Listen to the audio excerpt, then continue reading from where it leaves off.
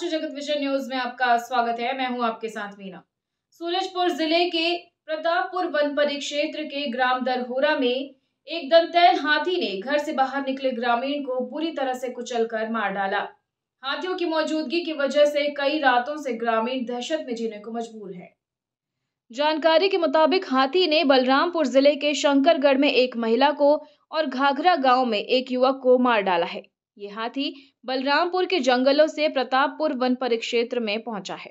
हाथी की निगरानी की जा रही है। बलरामपुर जिले के भगवानपुर के जंगलों से होते हुए बीती रात दंतैल हाथी प्रतापपुर वन मंडल में प्रवेश कर गया। हाथी ने रात 8:30 बजे अंबिकापुर बनारस मार्ग को पार किया। हाथी देर रात दरहोरा गांव में पहुंच गया। हाथी ने रात 1 बजे दरहोरा में लघुशंका के लिए बाहर निकले शिवनाथ राम को पकड़ लिया और पटक कर बेरहमी से मार डाला।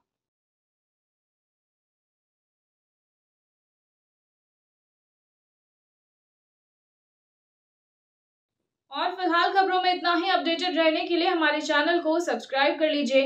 नई खबरों के नोटिफिकेशन के लिए बेल आइकन जरूर दबाइए। नमस्कार।